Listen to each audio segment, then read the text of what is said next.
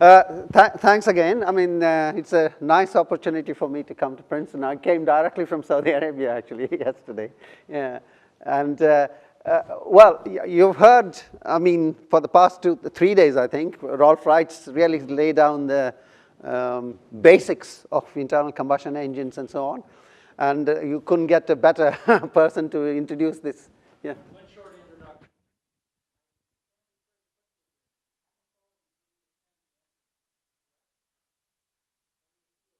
Oh, I see. Okay. Oh, I'm sorry. Yeah. Okay.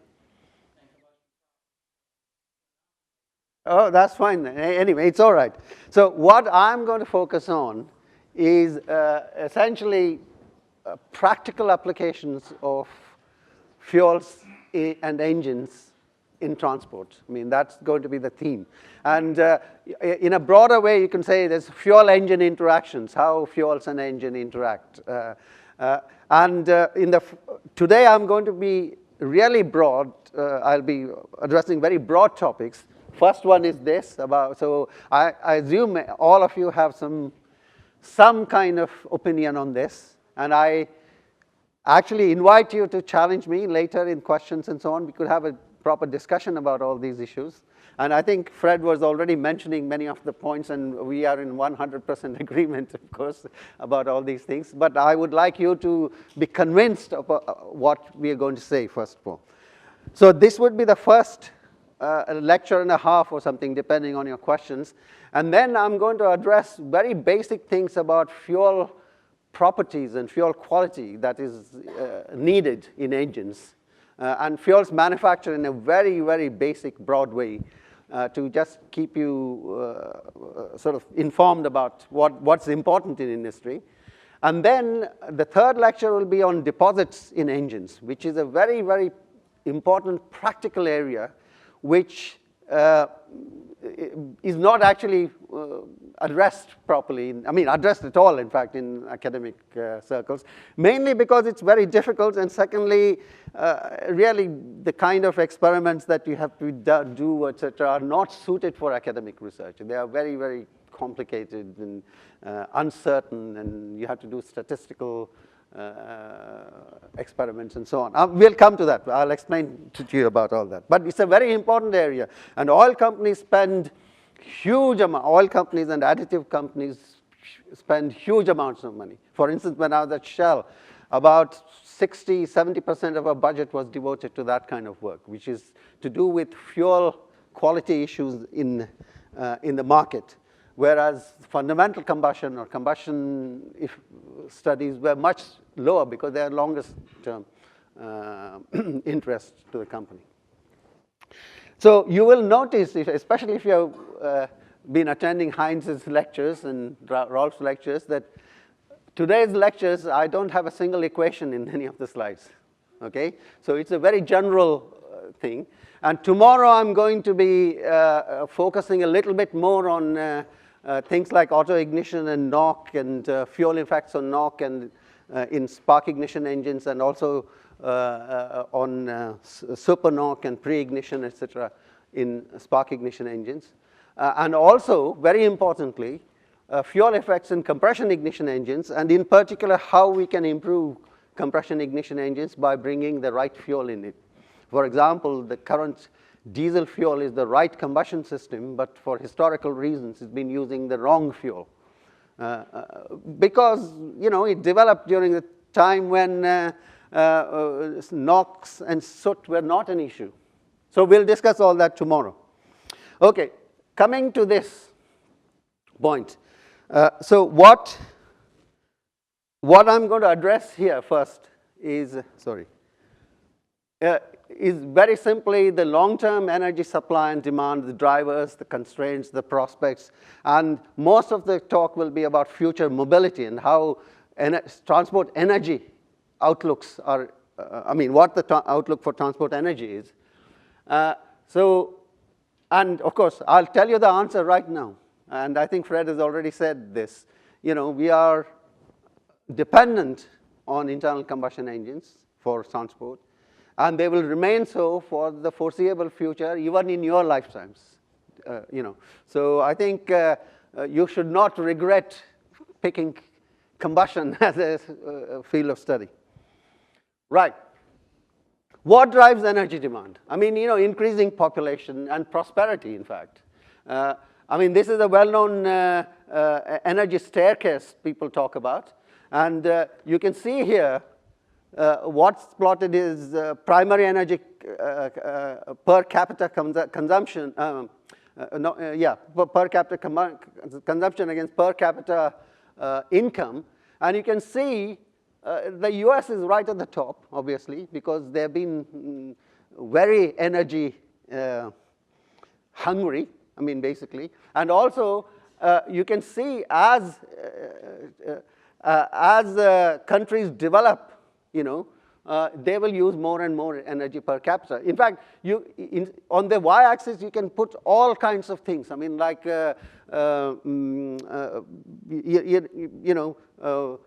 child mortality rates, or any kind of development-related, metric here, and it'll show the same kind of staircase. So, what other drivers do? I mean, of course, there's increasing urbanization. It has an impact. Local and global pollution concerns. I mean, of course, climate change concerns. Energy security is actually usually the most important thing that determines policies in most countries. I mean, most countries have been talking about climate change, etc., but when it comes down to the crunch, it is energy security which determines how what they do. And improved efficiency, of course, mitigates a lot of this. The slope of this, as you'll notice, in countries which, for example,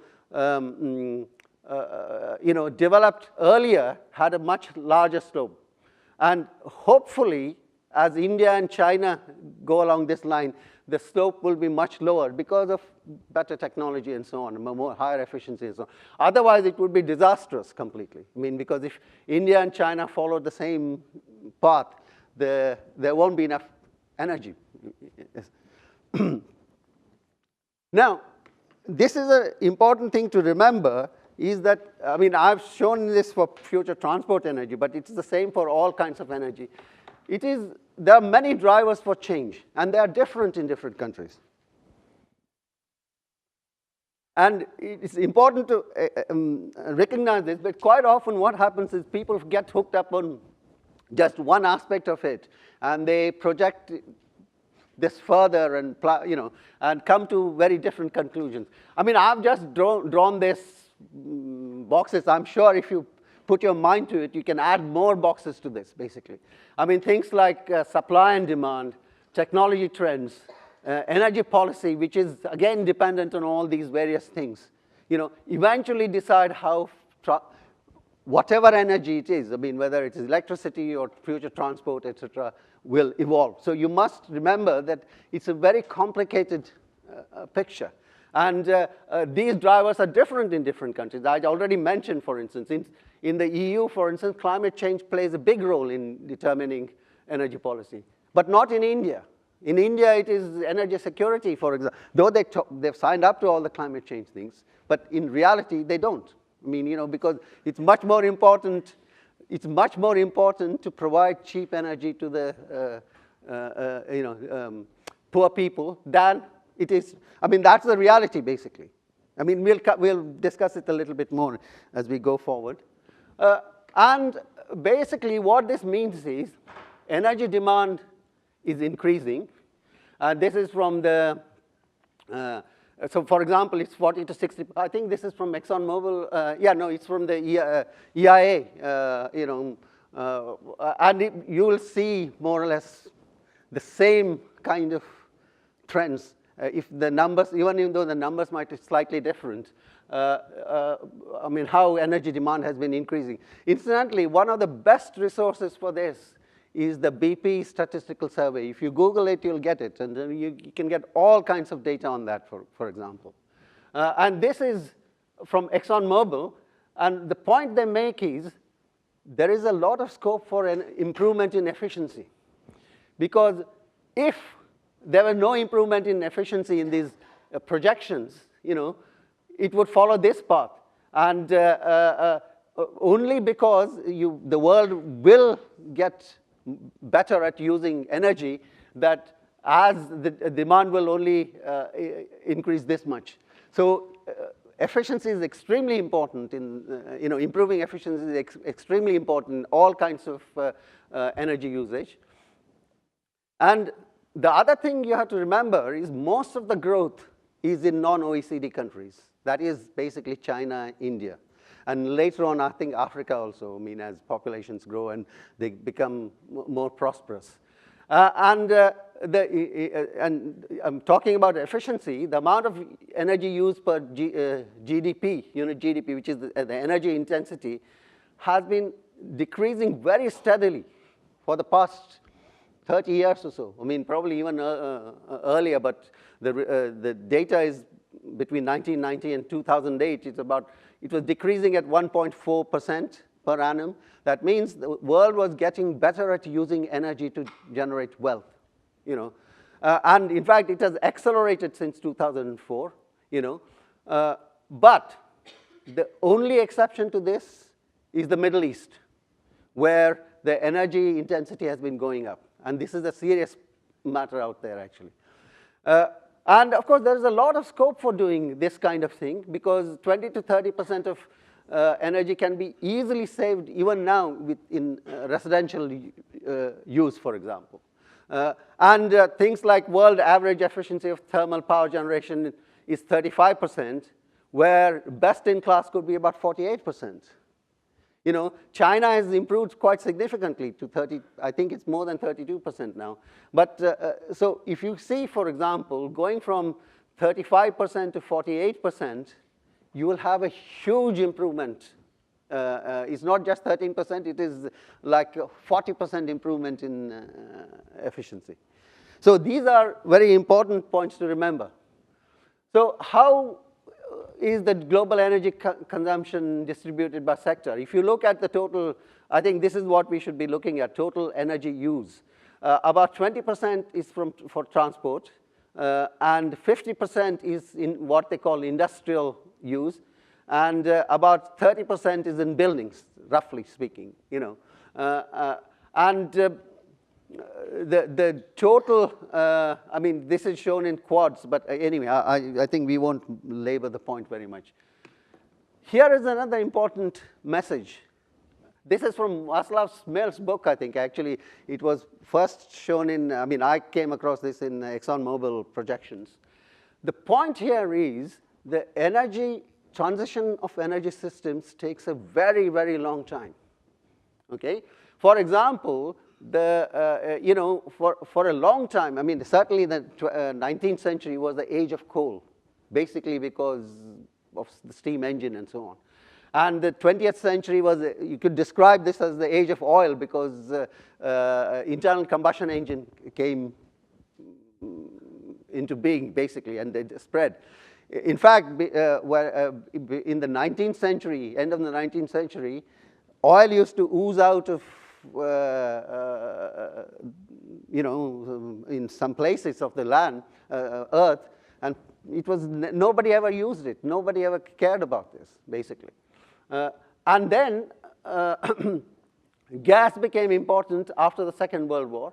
And the question is, how long will it take? And I think Fred was talking to you about the size of the problem and why it is such a, it takes a long time. And this is what you must remember, basically, that changing energy systems is a generational thing. It cannot happen very quickly because of the size of the problem.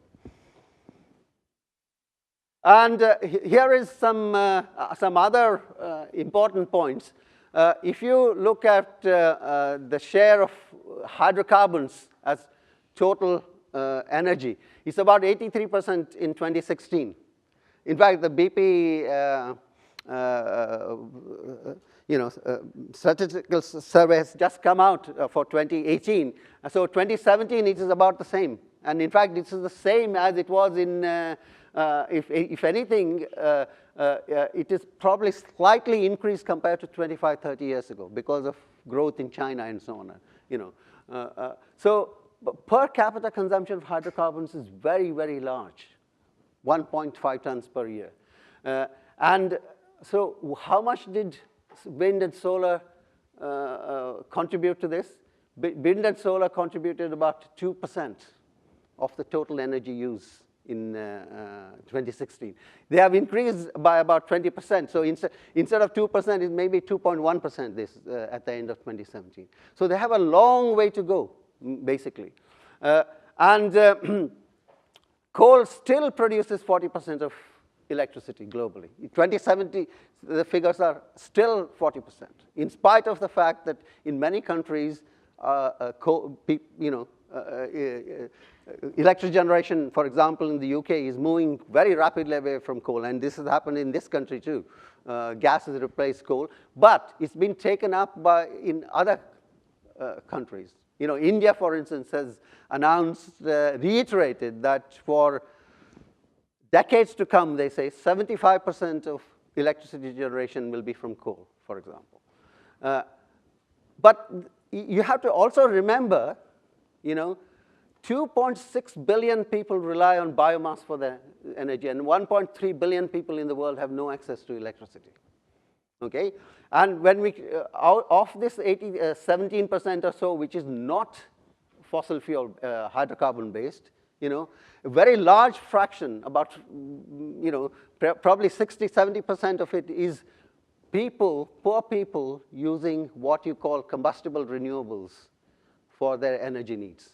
And they want to move to you might call modern energy system. And this is why, if you look at the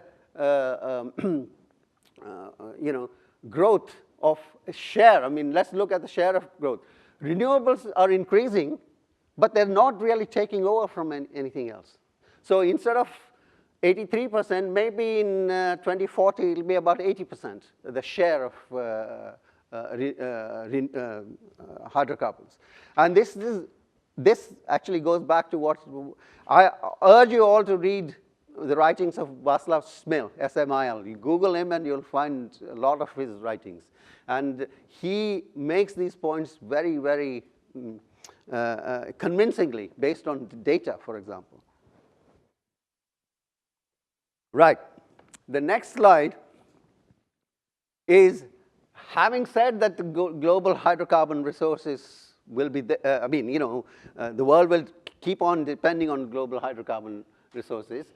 Is there enough of them? I've just shown you here from the BP Statistical Survey 2017, the results go up to 2016, how gas and oil are increasing. Basically, gas and oil reserves have more than kept pace with consumption. For example, if you just look at, what the dotted line show is the actual increase in reserves, proven gas. By the way, when we say proven gas reserves or proven oil reserves, it means what is commercially sort of recoverable from known resources. So in fact, in any oil reservoir, for instance, probably the average recovery rate is about 32% now, I think, globally, or around 30%. That means 70% of the oil cannot be recovered at commercial returns. So unless the oil price goes up very high, it won't be worth trying to get at it. So why has it increased? First, of course, is that there are more and more discoveries, but equally importantly, the recovery rates have been increasing very significantly. And in fact, for this reason, if you look at the oil reserves, at the end of 1980, there are about 29 years worth of oil reserves at the then consumption level. Now, they're more like 50 years. In fact, there will be one more point here for 2017, and that is, again, showing 50 years, basically, according to the BP Statistical Survey. And coal reserves are well over 100 years worth of coal reserves in the world. And of course, now, because of shale gas and shale oil, all these numbers will go up even higher. So the simple point is that this growth in energy, which is, we are saying, be dependent on hydrocarbons, will not be constrained by supply side. It's not, even 6, 7, 8 years ago, people used to say we have to go to other renewables because hydrocarbons will run out. Maybe they'll run out, but in your lifetime and mine probably, maybe not in your lifetime, certainly in mine, we don't have to worry about this, because even if all new discoveries stopped, there are 50 years worth of oil and about 50 years worth of gas, 100 years worth of coal. And of course, this unconventional hydrocarbons, as they, oil sands in Canada, heavy oil in Venezuela and Russia. I mean, of course, the biggest story in energy is shale oil and shale gas in the US, and how incredibly fast it has grown, and how, it has turned the whole energy systems, in energy outlooks upside down, basically. And known deposits are 3 to 4 times bigger than the deposits of conventional oil, which I was showing. And in fact, since this is a slightly older, I should update it. If you bring in the shale gas and shale oil, now the US is, I think, overtaken Saudi Arabia in terms of production. I mean, in terms of, it's the major oil producer.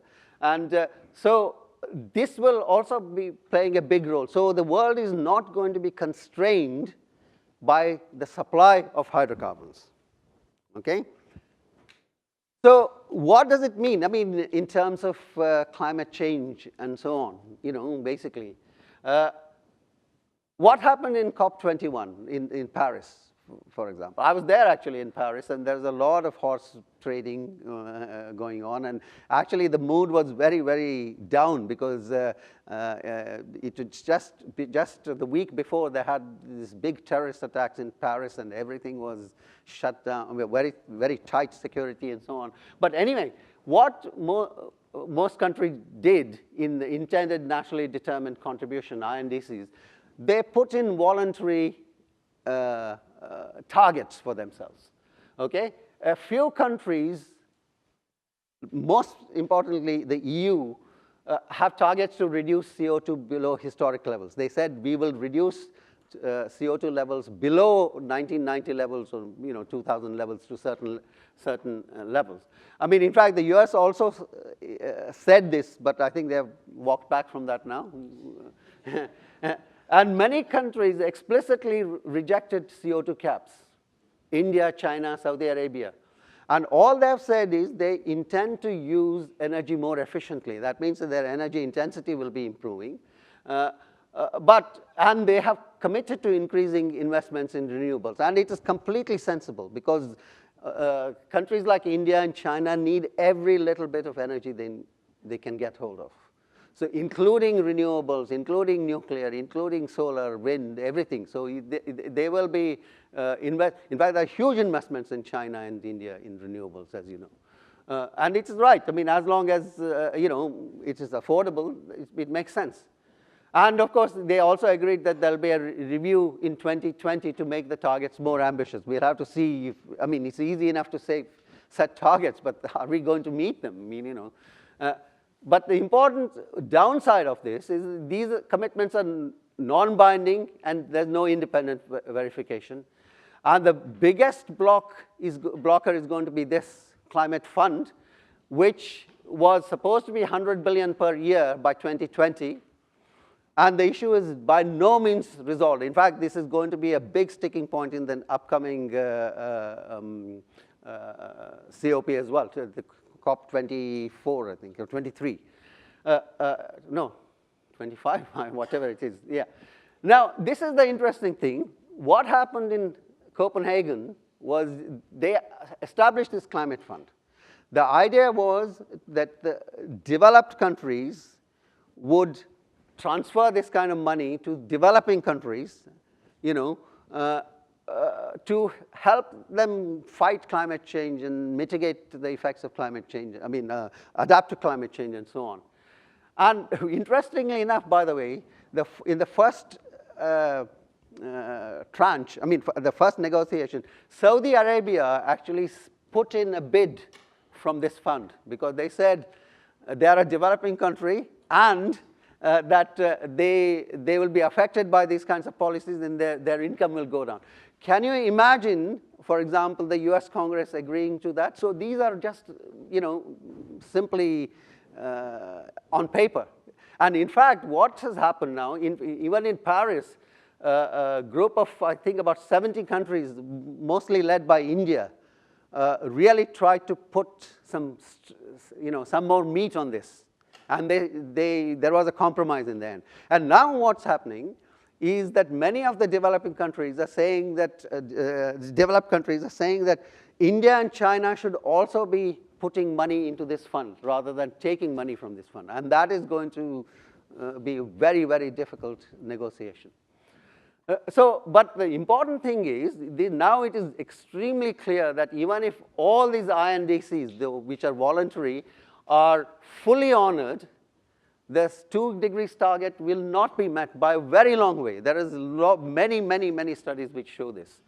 And other signs are also not promising. I mean, this climate justice point that I talked about, which is related to the climate fund, etc.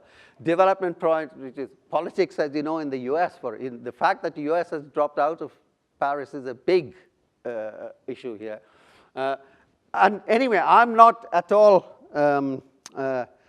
what should I say? I mean, confident or optimistic that it will deliver any real benefits. Of course, what it has done is it has put this whole idea of energy efficiency and reducing on the, you know, general map. And most countries sort of accept this, but how you implement this is a big issue, basically. So how will we the world manage energy in the future? I'm an optimist in this, okay? And I think history shows you that technology and human ingenuity will ensure that future energy demands will be met fairly, cleanly, and peacefully. This is my personal view, okay? Because that's what history shows us. You know, I mean, a simple answer you could say is we know that global average temperatures have increased by 0.8 degrees over the past century, and we know CO2 is a you know, greenhouse gas, and we know human activity has increases CO2, and therefore it must contribute to this increase in temperature. But what has happened over the past 100 years? Almost every single metric on human development has improved. So the world has learned to live with these kinds of changes. So it depends on your outlook, okay? So, but we must focus on conservation of energy and resources and efficiency improvements and development of renewables and, you know, sustainable biomass. I will talk about it later. Conservation of forests. In fact, increase in forestry is important. CO2 sequestration, my personal opinion, is not a good technical solution, but yeah, but it's a very, very popular thing amongst oil companies. Now that I've retired from the oil industry, I can say this, but this is very popular amongst, I mean, all hydrocarbon producers. But energy requirement and security cannot be ignored, because countries like India, you know, where about 400 million people don't have access to regular electricity, they have every right to get that access. And they will be much more focused on this energy security. And things like, you know, unconventional fuels. I mean, I already mentioned heavy oil, oil sand, shale, etc. New production sector, more oil fields, development of clean. All of this will contribute to energy security. Okay? So essentially, what this means is in the next several decades, CO2 levels will continue to increase. We have to accept this. This is my personal opinion, okay? And the world must focus on, firstly, adaptation and see what it can do to reduce this rate of CO2 emission increase, which is efficiency. And it is a no-brainer because you can persuade people to invest in efficiency because it is, whether they believe in climate change issues or not, it's good for in general, okay? So I think the world will survive this, okay? And so this is an optimistic view. And now let's focus on transport. Okay. So that's the overall background on the overall energy. Now, transport, as you know, is very important to modern society. And the global demand for transport energy is extremely large. This is, again, the point that Fred was making in terms of energy. Globally, it accounts for 14% of, 23% of CO2 emissions. But if you bring in the things like methane, CO2, and nitrous oxide, et cetera, is about 14% of global greenhouse gas emissions. This is, by the way, comparable to livestock farming for beef and dairy.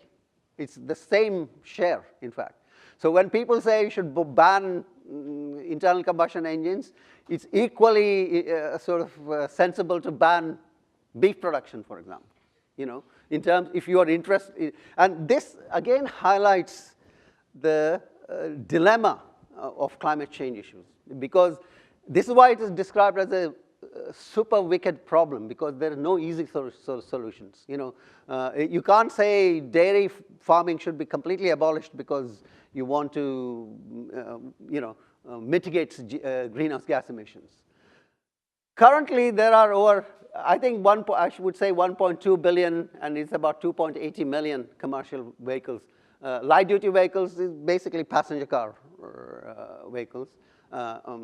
And each day, the world, actually, the latest figure is 4.9 billion liters, each of gasoline and diesel, and 1.2 billion liters of jet fuel.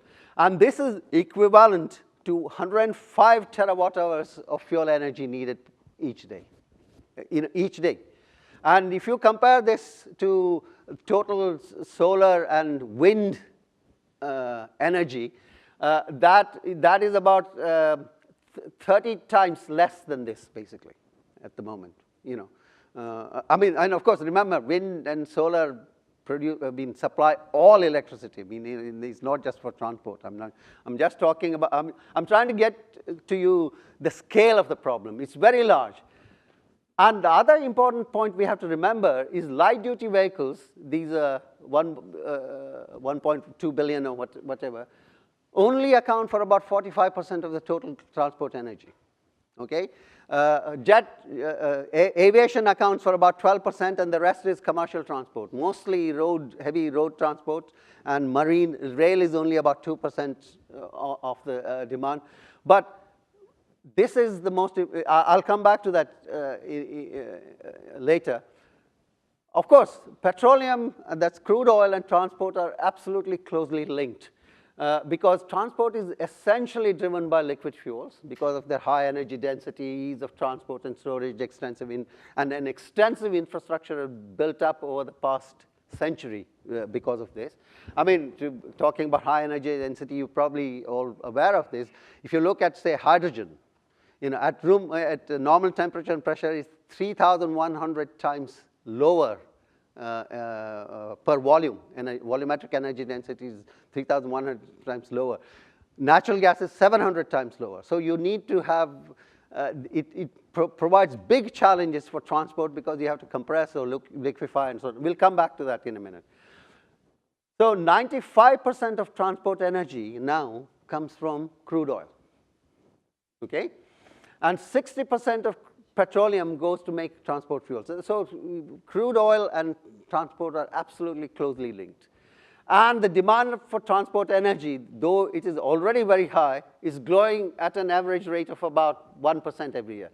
And all this growth in the future is going to be in non-OECD countries, China and India. I mean, you have to remember that as well, by the way. So, and another very important point is the demand growth is greater in the commercial transport. It will be much greater, in fact, in the commercial transport sector compared to the light-duty vehicles. Light-duty vehicles essentially globally run on gasoline. 85% of light-duty vehicles run on gasoline. And there's much greater scope for efficiency improvements in LDVs. For example, the most important point is the average car of the future will be in China and India. It'll be smaller, lighter, travel less distance compared to today's average, which is dominated by North America, basically. Big cars, big SUVs, and so on. And so even though the number is going to increase globally, the amount of fuel they use, which is gasoline, will decrease. I mean, will not increase at the same rate, basically. And other things like hybridization, even battery, electric vehicles, all of these will reduce demand for gasoline. And but the demand for diesel and jet fuel, in fact, the fastest increase will be in jet fuel, because of the growth in non-OECD countries. And here is one projection from the World Energy Council. It just makes the point. If you look at this line here, what it shows is the ratio of diesel plus jet to gasoline. Currently, it's about 1.5, that ratio. It can go up to 2.4 by 2045 or 2040 rather. This is a huge challenge to the refining industry.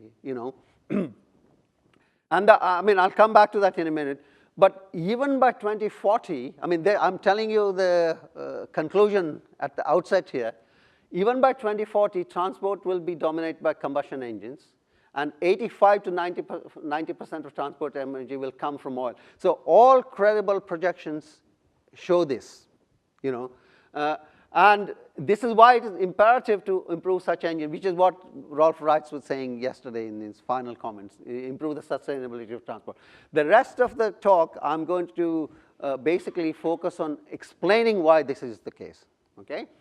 Now, what this means, by the way, I don't know whether hold on. What this means is the world will have to process more oil in the future to make the diesel and increase diesel and jet fuel demand that is going to be there. So when you boil more oil, you'll have more light fractions coming out, which now have no home to go to. I call them homeless hydrocarbons because essentially they would normally go to make gasoline, but the gasoline demand is not increasing at the same rate. So you'll end up with a lot of naphtha. I mean, I'm going ahead a little bit. Naphtha, which is low octane gasoline fractions, and you have to do something with them. Ideally, you should build engines which will use them more efficiently for the sustainability of transport.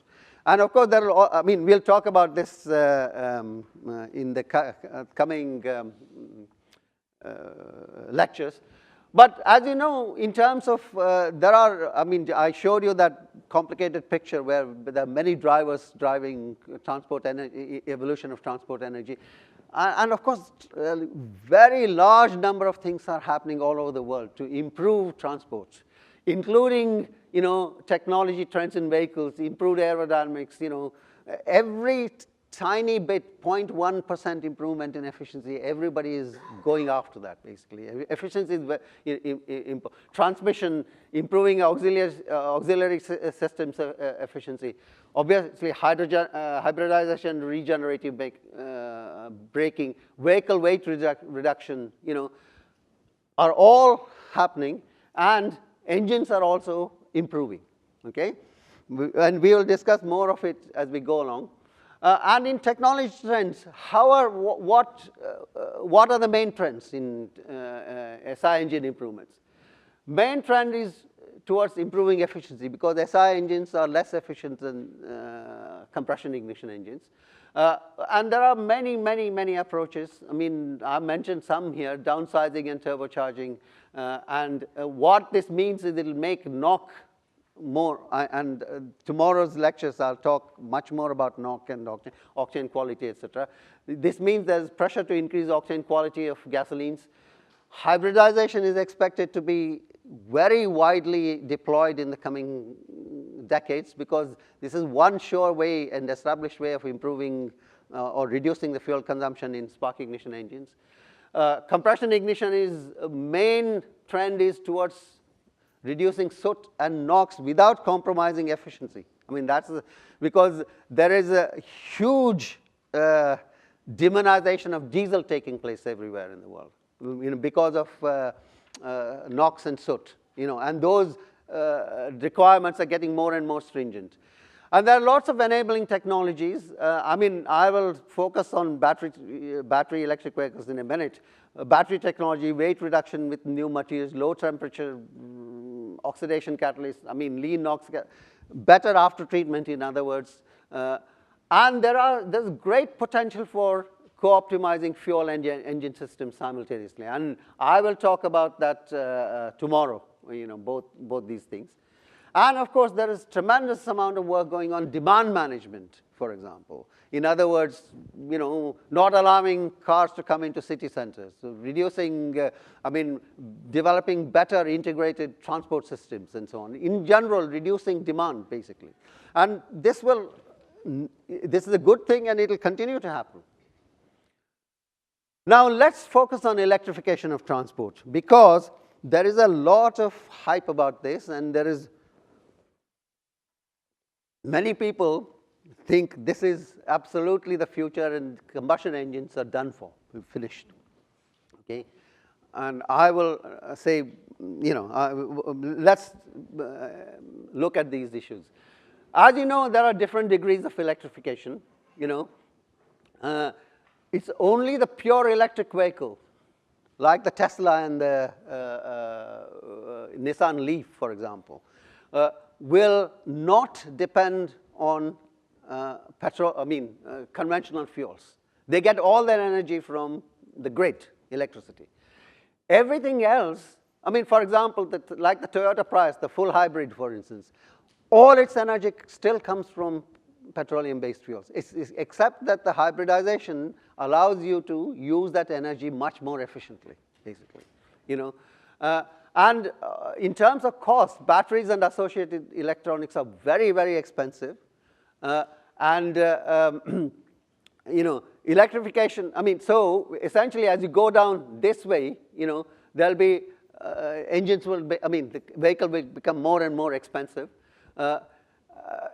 Electrification of light-duty vehicles is expected to increase very significantly in the future, but in the form of hybrid electric vehicles. Most people agree on this, but it is unlikely to be battery electric vehicles. Why is that?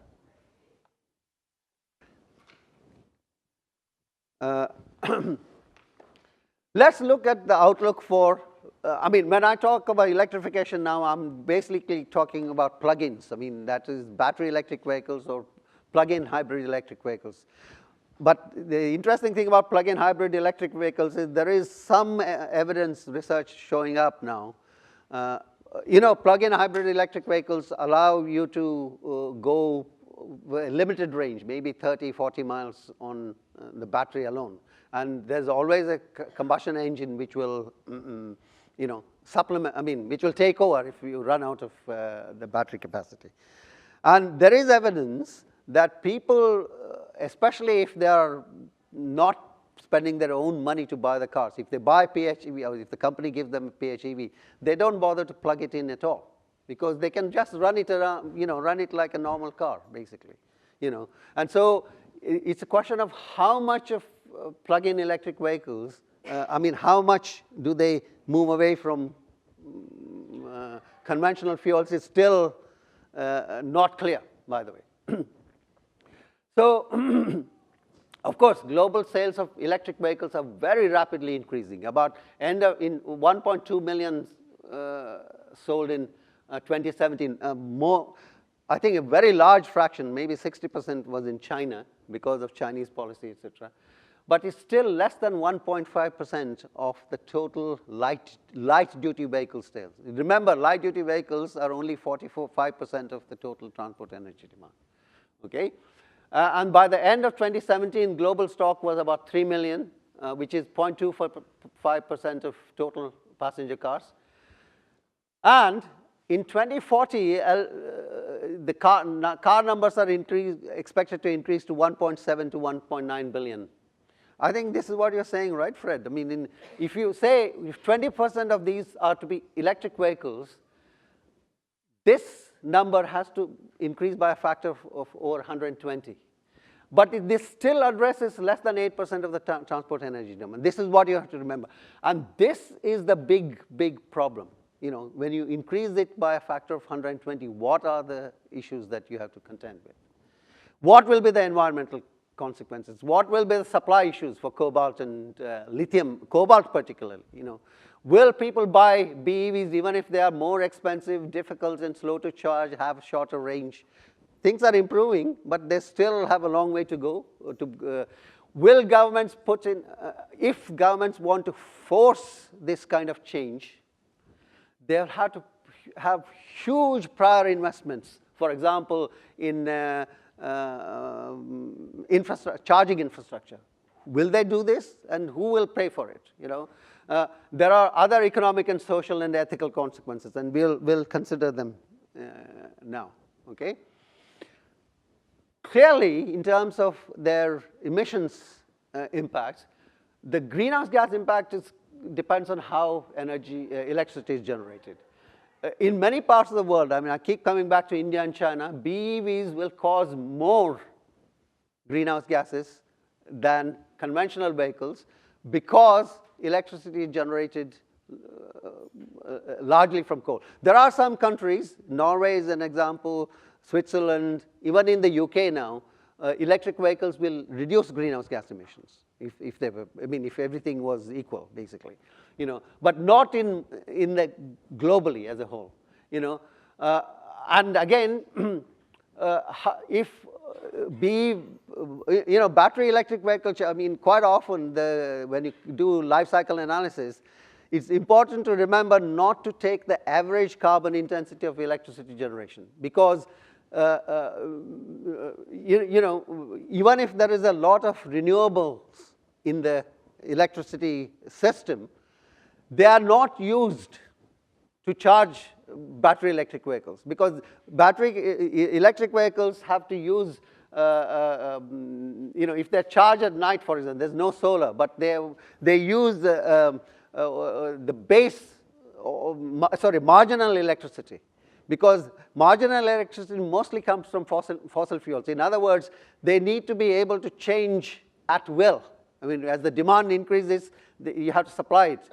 Wind cannot do this, solar cannot do this, so you have to use the base grid, you know, which supplies. So that also actually increases their greenhouse gas impact, by the way. And this is interesting. In places like Beijing, where there is a lot of electricity generation is localized, you know, even PM 2.5 NOx particulates, that is NOx and sulfur dioxide, will be worse if coal is a source of power. And this is the case in many parts of the world. I mean, so one of the biggest advantages battery electric vehicles have is that they are clean. They don't produce pollution, and so this is good for urban air quality. But if electricity is generated around the urban area, they can be worse. I mean, there are several peer-reviewed papers in applied energy, for instance. Tsinghua have been publishing a lot of this in this area. But the dirtiest secret of electric vehicles is this human toxicity potential. Incidentally, when you calculate the life cycle analysis, you have to remember that battery production is a hugely energy intensive and greenhouse gas producing aspect of it. This embedded, it could be up to 200 kilograms per kilowatt hour of battery production. So if you have a big battery in a car, it's you know, the greenhouse gases associated with the production of batteries could be a very large fraction of its total life cycle, you know, greenhouse gas emissions. See, this is a very interesting paper, by the way. I mean, reports. I mean, there is also the several papers in the literature as well. What this is from Arthur D. Little. What they say is all other secondary environmental measures pale in comparison with the potential impact of BEVs have on human health. Okay, because the production of cobalt, especially, and which is associated with nickel and other materials, are hugely toxic. These things, I mean, we have hugely toxic impacts. I mean, even see in conventional cars, this human toxicity potential is primarily caused by exhaust emissions. I mean, nitrogen oxide, for example, and particulates to some extent. However, if you use the same methodology to calculate the human toxicity potential of battery production, it is very, very bad. Right now, this is not actually talked about much, though there are several papers very explicitly stating this. It's because all this pollution is exported. It happens, for example, 60% of cobalt comes from the DRC, Democratic Republic of Congo, where, you know, and people, I suppose this doesn't register that this is a very bad problem because it's happening somewhere else. And the numbers are very small. But what happens if you increase it by 120 times, for example? You can't ignore this issue when you increase it by that number. The other important thing is, I mean, it comes back to light-duty vehicles being only 45% of the total. Full electrification is not relevant to commercial transport. Okay? For example, there's a lot of hype about the Tesla semi-truck the other day. Many of us spent several, months, on the, you know, exchanging emails. There are about 20 people in this forum that I started, trying to understand what the requirement of what should be the battery size for this kind of thing. And essentially, we have, you know, it will require at least a megawatt-hour battery, you know, which will weigh about 6 tons and cost over $180,000, which is, whereas the actual any you know, IC engine truck will cost about $100,000 to $120,000. You know, charging time using the Tesla supercharger will be about 12 hours. You know, and there is all this fanciful talk about electric aircraft. You can just do this simple calculation. A320, which is a mid-range aircraft, the battery pack carrying the same amount of energy as its fuel would be 21 times the maximum weight of the aircraft, the maximum takeoff weight of the aircraft. You know, the container ship like, Benjamin Franklin will need a 170 million kilowatt-hour battery, basically, to carry that. And in fact, I worked out that at 1 megawatt charging rate, the Tesla supercharger is 0.125 megawatts. You know, 1 megawatt, it will take nearly 2 years to charge this kind of, so these things are really not feasible. You know, and there is a lot of talk about how batteries are going to improve. And again, I have to, Václav Smil has got a very nice small thing. He calls it Moore's curse, by the way, because many people actually quote Moore's law.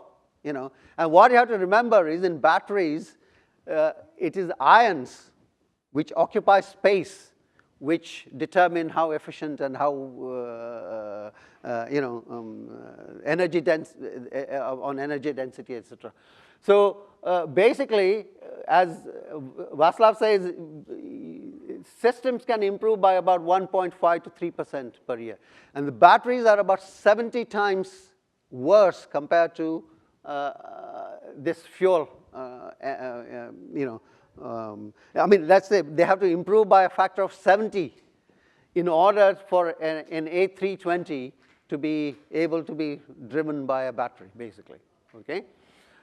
There's also some other myths that autonomous cars will accelerate the spread of battery electric vehicles. But if you think about it, it doesn't make any sense. Think about, say, New York taxi, for instance, right? It might have what you have to remember is level 5 autonomy requires between 1.5 and 3.7.5 kilowatts of extra power for, you know, the sensors and the computing, you know, and plus between 1 and 5 kilowatts for heating and cooling, right? If you take the lower of these two figures, a car on call for 24 hours would require 60 kilowatt hours, you know. So without going anywhere, it will be just consuming the energy, for example. So in fact, the best solution for autonomous cars is a hybrid electric vehicle, you know, where it doesn't have to run around, you know. So this is not true that autonomous cars will accelerate the spread of, you know, BEVs. Right. I think we'll finish this thing and then we'll take a break, okay? There are economic and other implications of electrification. Cost and availability of new infrastructure. For example, in the UK, there are 33 million cars registered, cars and vans. 45% of them have no access to garages. So somebody has to provide charging infrastructure. This is equally true in China, by the way. China, a lot of people live in tall apartment buildings, and how will they charge their cars, for example? You know, and one estimate for UK says it could be as high as 80 billion pounds for just providing charging infrastructure. I didn't mention, I've got a paper, by the way, in Applied Energy, which goes through all the details. I mean, maybe I didn't mention this, but all these figures are from that paper. You can download it free of charge now, I mean, at the moment.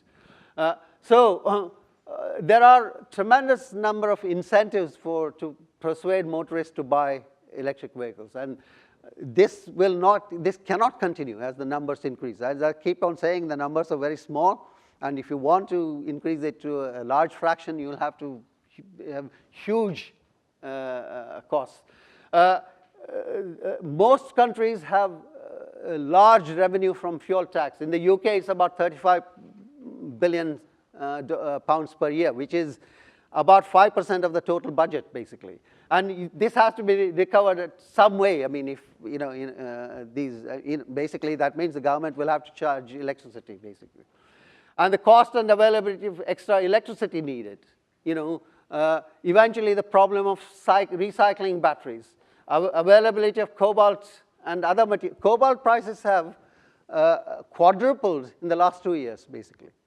And as I say, 60% of it comes from DRC, which is now in the middle of a civil war, you know.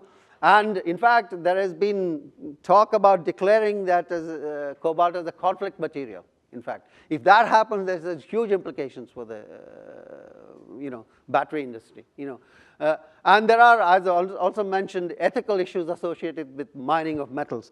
So all in all, you know, it is very unlikely, or let's put it this way. First of all, unless many of the barriers that I mentioned are overcome, customers will not buy electric vehicles in a big. Of course, now the growth is increasing very significantly because all the early adopters are going in. You know, in the UK, by the way, the growth has completely flattened out. I mean, and if subsidies go, it will just disappear. I mean, when I say flattened out, it's not increasing. The growth rates are not increasing. But if governments want to force this issue for some other reason, there are huge economic, environmental, ethical issues, basically. And these cannot be pushed, you know, under the carpet in the future. And they will come to the fore, as, you know. And this is why, even in light-duty vehicles, battery electric vehicles are not going to be taking over anytime soon. They cannot. I mean, if they did, there'll be huge problems. However, electrification in the form of hybrid electric vehicles will be expanding very quickly. That's the message. We'll stop here and we'll take this from in the next, right?